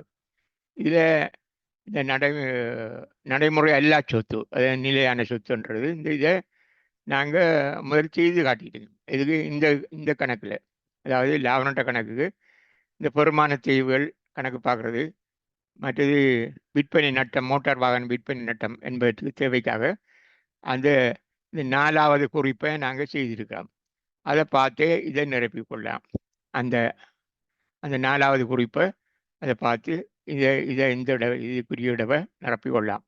அதெல்லாம் பொருள் மற்றும் உபகரணம் கொண்ட குறிப்புக்கு 4வது குறிப்புக்கு போவோம். நாங்கள் இப்போ நிறைய 4வது குறிப்போம். இதில் காணி, இயந்திர உபகரணம், மோட்டார் வாகனம் மொத்தம் இதில் போட்டிருக்க. இது நாங்கள் முதலில் செய்தது.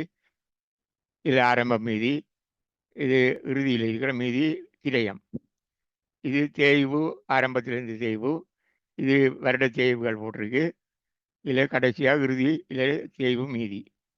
தேய்வு மீதி ஒன்றிலிருந்து கிரியத்திலேருந்து தேய்வை கழிச்சு தேறிய வருமதி நான் இதில் காட்டப்பட்டிருக்கு. தேறிய வருமதி இப்போ தேறிய வருமதி காணிறது 5,93,000. இது 2,96,600. இது 80,000. மொத்தம்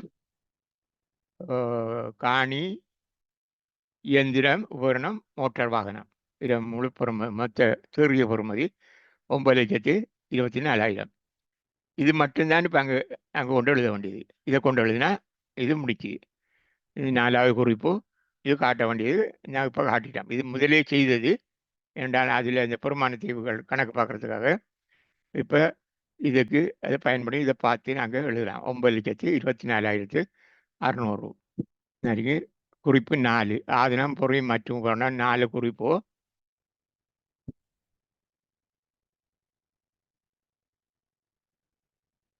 9,24,600.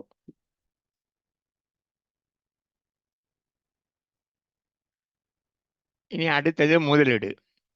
முதலீடை நாங்கள் இதில் முதலீடுகள் எல்லாவற்றையும் ஒன்றாக எழுதி கூட்டி அந்த அங்கே குறிப்பில் காட்டணும் இல்லையா, அந்த 5 குறிப்பு அதில் இருக்கும். அந்த தொகையை மொத்த தொகையை தான் இங்கே கொண்டு எழுதுறது. முதலீடு எவ்வளோ இருக்கின்றது நாங்கள் இங்கே எங்களோட வினாவுக்கு போய் பார்ப்போம். வினாவில் என்ன இருக்குது, பரீட்சை மீதியில் இருக்குது. பரீட்சை முதலீடு சந்தை முதலீடு 60,000, நிலையான வைப்பு 40,000. இவ்வளவுதான் இந்த முதலீடு இருக்குது. அப்போ இது ரெண்டையும் கூட்டி காட்டினா சரி. அப்போ 4,60,000. 2 முதலீடு தான் இருக்குது. வேறு முதலீடுகள் நிலையான சொத்துல, அதாவது நடைமுறையல்லா சொத்துக்குள்ள ஒரு வருஷத்துக்கு மேற்பட்ட காலத்தில் தேறக்கூடியதான் நடைமுறையல்லா சொத்துக்கள்னு சொல்கிறது. அந்த சொத்துக்களில் 2 தான் இருக்குது. சந்தை முதலீடுன்ற வியாபார முதலீடுன்னு சொல்கிறது. சந்தையில் வாங்கி விற்கக்கூடிய பங்குகள், அதுகள் தான் இந்த சந்தை முதலீடு. இது நிலையான வைப்பு, வங்கிகளில் வைக்கிற வைப்புகள். அப்போ எல்லாம் சேர்த்து 4,60,000. அதை கொண்டு நாங்கள் அங்கே அதில் காட்டுவோம். அதை குறிப்பாக காட்டணும். 5வது குறிப்பு. 5வது குறிப்பு இங்கே பாருங்க. 5வது குறிப்பு அங்கே போய் பார்ப்போம்.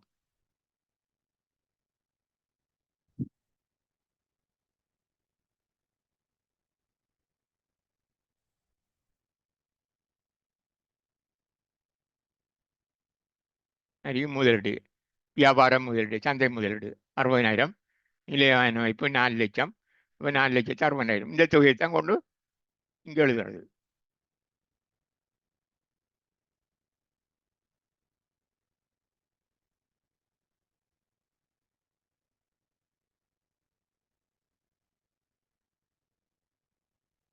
முதலீடு இதில் போடுவோம்.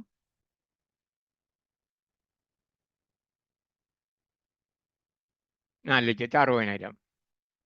அப்போ மொத்த முதலீடு, மொத்த நடைமுறையல்லா சொத்துகள் 1,13,84,600. நடைமுறை அல்லா சொத்து. நீ நடைமுறை சொத்துக்களை இதுக்குள்ள எழுதணும். எழுதி போட்டு இதில் எழுதணும். இதை நாங்கள் போய் பரீட்சை மீது தான் பார்க்கணும். இதை இருப்பு, வருமதி கணக்குகள், வருமதி உண்டியல், இது எல்லாம் அங்கே தான் இருக்கும். அப்போ அதுக்கு போவோம் நாங்கள் பரீட்சை மீதுக்கு.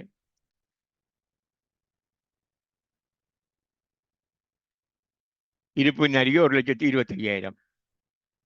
இது இறுதி இருப்பு. என்னுடைய சொன்னால் மொத்த லாபம் தந்தால் வியாபார கணக்கு செய்தாச்சு. இதில் பரீட்சை மீதில் வரும் இறுதி இருப்பு தான் வரும்.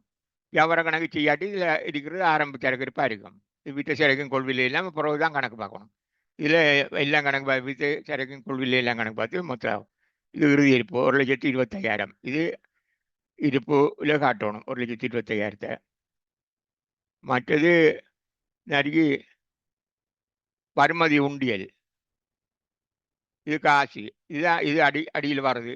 காசும் காசுக்கு சமனானவையும் இது நிறைய 2,40,000, 63,750. இன்னும் என்னோட கடன் கடன் பட்டோர் தான் இருக்குன்னு சொல்லி கடன் பட்டோர் அது இந்த பரிச்சம்பி கூட பார்ப்போம். இன்னடி கடன் பட்டோர் 95,000. அப்போ இருப்பு ஒன்று எழுதணும், பார்த்து எழுதணும். பிறகு கடன் பட்டோர் எழுதணும். கடன் பட்டோர் இன்னைக்கு இருப்பும் கடன் பட்டோர் இருப்பு தான் ஆக மேல் எழுதுகிறோம். பிறகு அதுக்கு அடுத்து கடன் பட்டோர், அதுக்கு அடுத்தது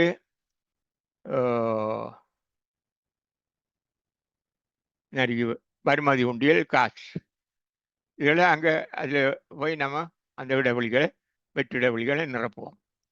இவருக்கு இருப்பு சரக்கு இருப்பு 1,25,000. மற்றது 95,000 வருமதிகள். வருமதி என்ன கடன்பட்டோர் ஒன்றிருக்காங்க. வருமதி என்று எழுதியிருக்கு. வருமதி உண்டியல் அது 2,40,000 இது. அடுத்தது காசு 63,750. அப்போ நடைமுறை சொத்தை அங்கே பரிச்சை மீதிலிருந்தே பார்த்து அளிக்க முடியும். இப்போ நடைமுறை சொத்து அவ்வளோ இதில் போடுவோம் கூட்டி. நடைமுறை சொத்து 5,23,750. அப்போ இது நடைமுறை எல்லா சொத்து, இது நடைமுறை சொத்து. அப்போ ரெண்டு சொத்தையும் கூட்டி மொத்த சொத்துக்களை எழுதுவோம். மொத்த சொத்து 19,08,350. அப்போ சொத்து பாகத்தை நிரப்பியாச்சு. இனி அடுத்தது உரிமையும் பொறுப்பையும் எடுப்போம். உரிமையும் பொறுப்போம். இது பொறுப்பு பாகம். இது ஆக மேல் எழுதுறாங்க கூறப்பட்ட மூலதனம். கூறப்பட்ட மூலதனத்தை நாங்கள் இந்த 6 குறிப்பில் காட்டணும். இது செய்து காட்டணும். அங்கே கூறப்பட்ட மூலதனம் எப்படி பார்க்குறோன்றதை நாங்கள் வினாவுக்கு போய் பார்ப்போம். வினாவில் கூறப்பட்ட மூலதனம்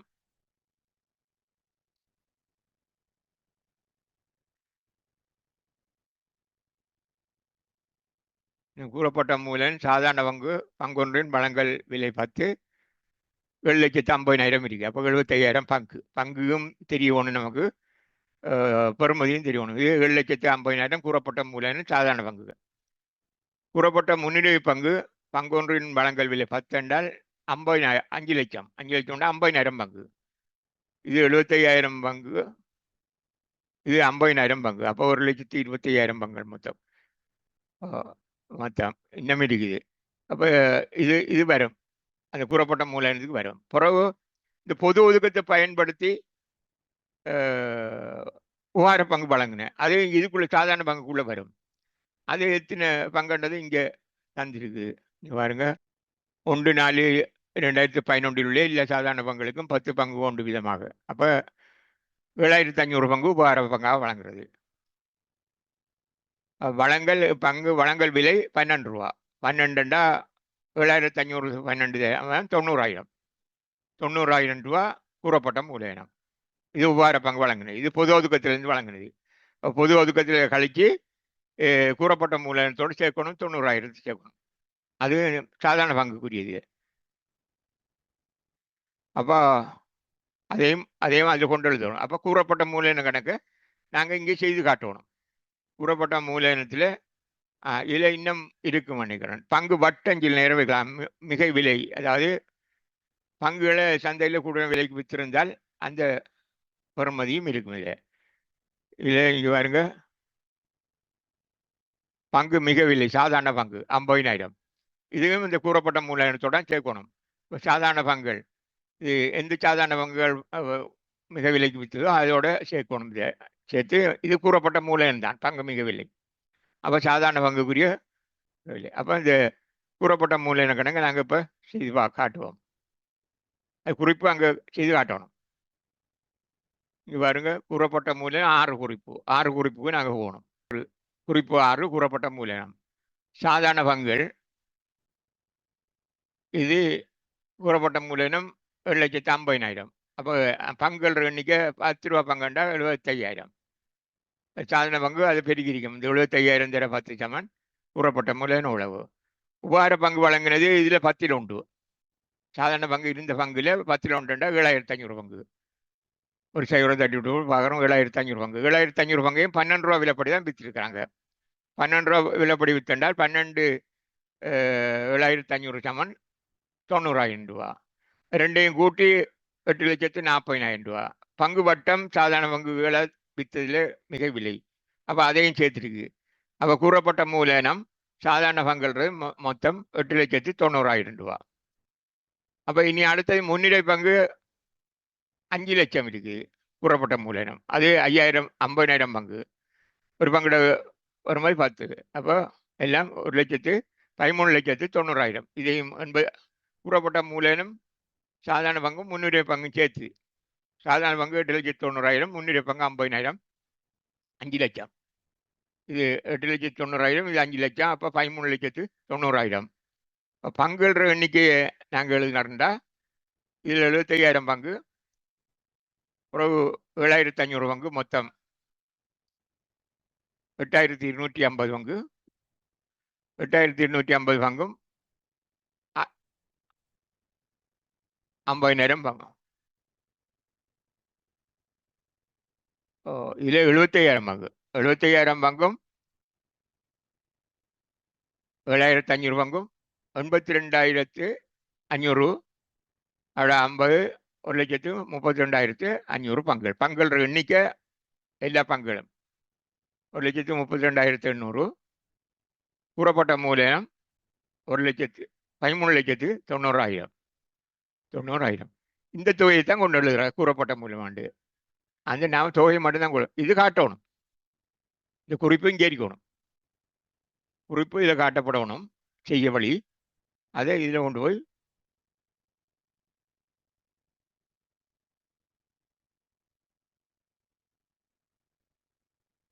$13,90,000. இனி பொது ஒதுக்கத்தை செய்து காட்டணும். பொது ஒதுக்கம் 7 குறிப்பில் காட்டணும். பொது ஒதுக்கம் இங்கே வினாவுக்கு போய் பார்ப்போம்.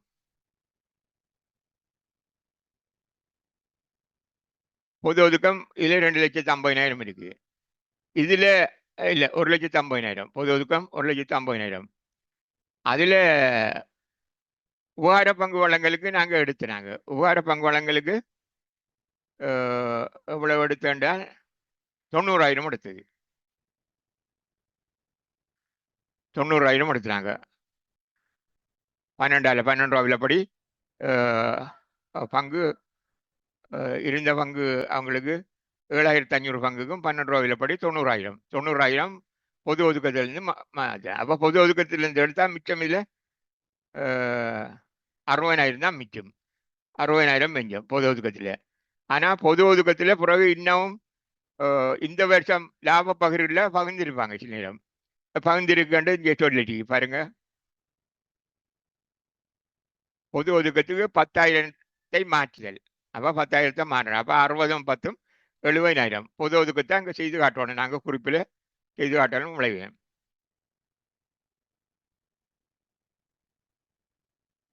பொது ஒதுக்கம் பரீட்சை மீது இருந்தது 1/4/2011 மீதி 1,50,000. உபகாரம் வழங்கினது 90,000. அப்போ அதை கழிச்சிருக்காம். பொது ஒதுக்கம் குறையுது 60,000. பிறகு இப்போ லாப நட்ட பகிர் கணக்கில் பகிர்ந்தது இந்த வருஷம் லாபத்தில் ஒதுக்குனது 10,000. அப்போ 70,000. இந்த 70,000 கொண்டு போய் பொது ஒதுக்கத்துக்குள்ளே நாங்கள் காட்டணும். இவ்வளவு குறிப்பை தான் நாங்கள் அங்கே செய்து அதை கொண்டு வந்து இதில் காட்டுறோம்.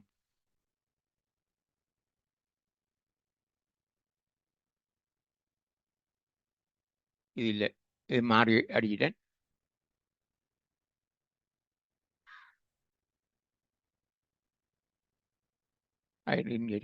பொது ஒதுக்கம் இது 70,000. பொது ஒதுக்கம் 70,000. இது நிறுத்தி வைத்த லாபம். நிறுத்தி வைத்த லாபத்தை பார்க்குறேன்டா நான் லாபம்ட்ட பகிர் கணக்கு இடத்துல வர நாங்கள் சாதாரணமாக இதான் செய்கிறது. இடத்துல வரிக்கு பின் லாபம் நிறைய 12,00,000 இல்லை 1,23,350. இதுக்கு கீழே பகிரப்படாத லாபம், கடந்த வருஷத்துக்கு பகிரப்படாத லாபம் தான் இதை கூட்டி அதைத்தான் பகிர்றது பொது ஒதுக்கத்துக்கு இணைய ஒதுக்கங்களுக்கு மாற்றுவோம். மற்றது இடைக்கால பங்கு லாபம் கொடுப்போம். சாதாரணவங்களுக்கு இறுதி பங்கு லாபம் கொடுப்போம். முன்னிலை பங்குகளுக்கு கொடுப்போம்.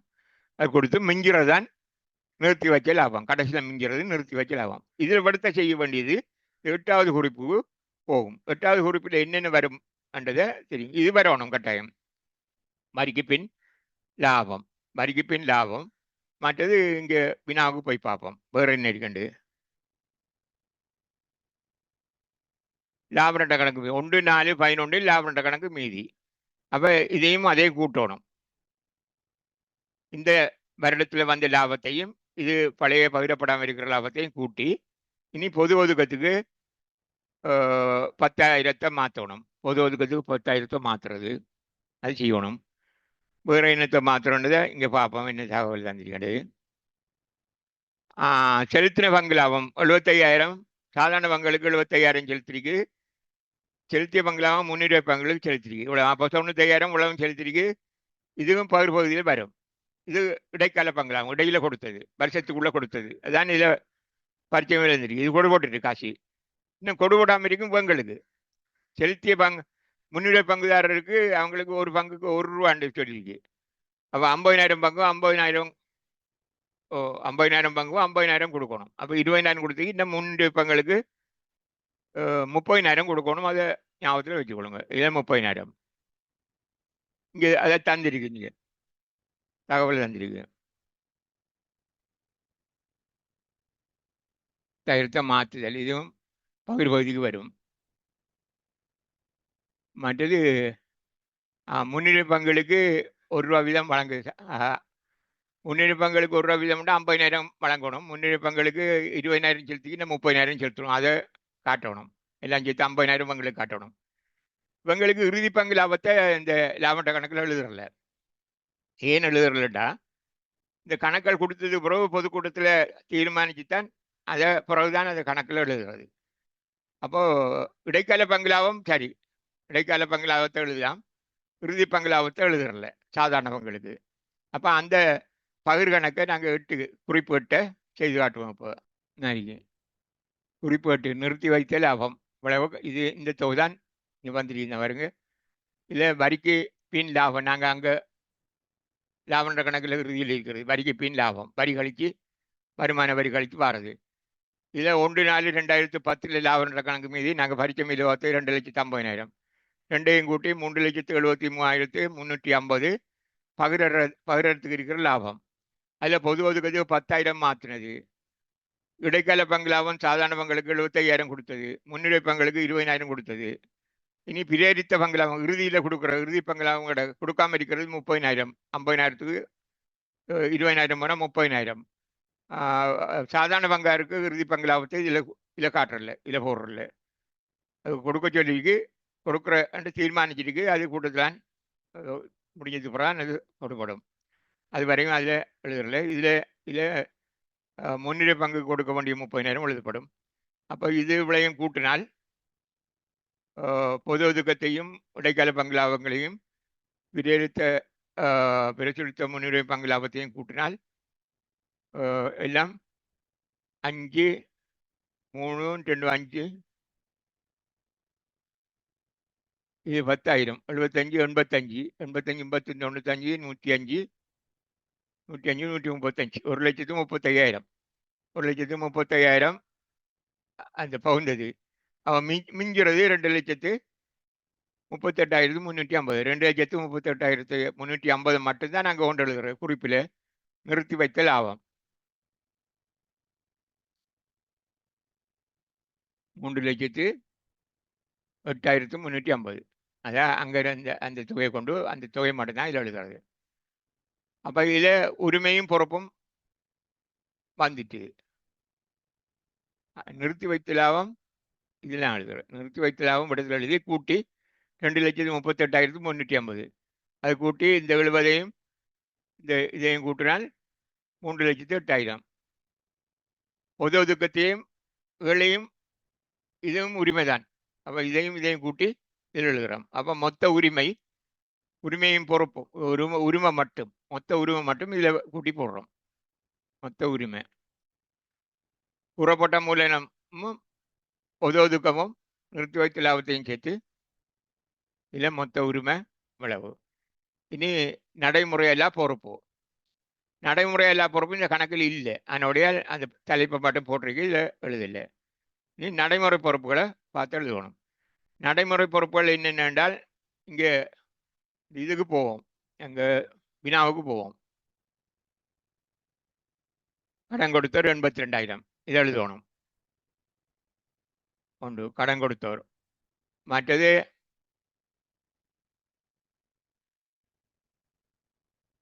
இது இந்த ஏற்பாடுகள் பின்வரும் ஏற்பாடுகள் செய்தல் வேண்டும் என்று பகிர் கணக்கு இதை லாபண்ட கணக்கில் நாங்கள் போட்டுனாங்க. இது கணக்காய்வு கட்டணமும் சட்ட செலவும். அப்போ இது ரெண்டும் இன்னும் கொடுபடலை. ஏற்பாடு செய்தது இந்த பச்சைமதிக்குள்ளே இல்லை. இது பிறகுதான் கொடுக்கிறது. அப்போ இது ரெண்டும் கடன் கொடுத்தவரையும் இது ரெண்டையும் கூட்டணும். அப்போ இது ரெண்டையும் கூட்டித்தான் கடன் கொடுத்தவரும் நடைமுறை பொறுப்புக்குள்ளே வரும். அதை காட்டுவாங்க.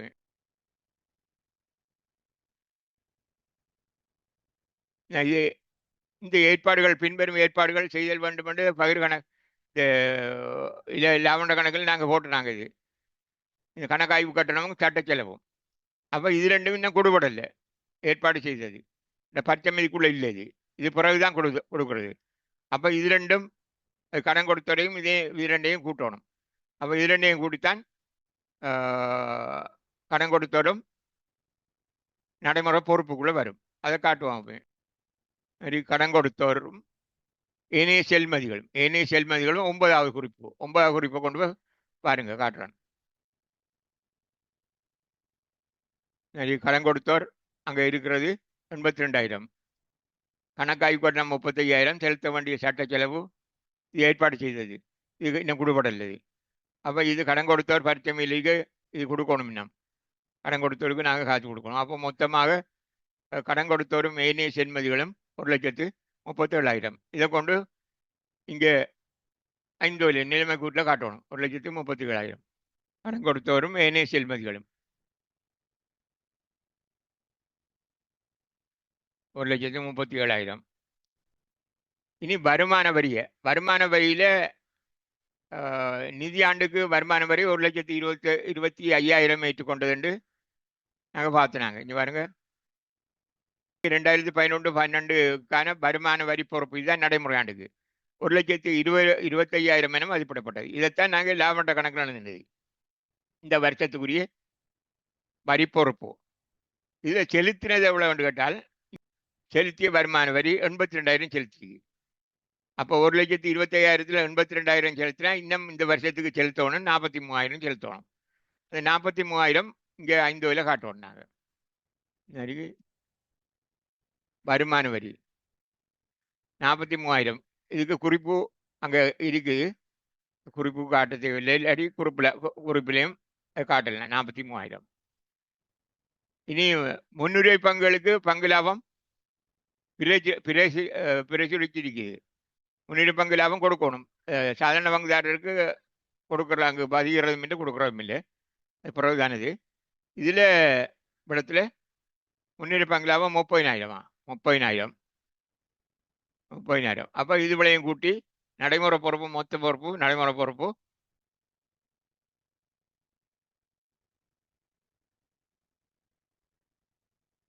இனி கூட்டலாம். நடைமுறை பொறுப்பு அளவு 1,37,000.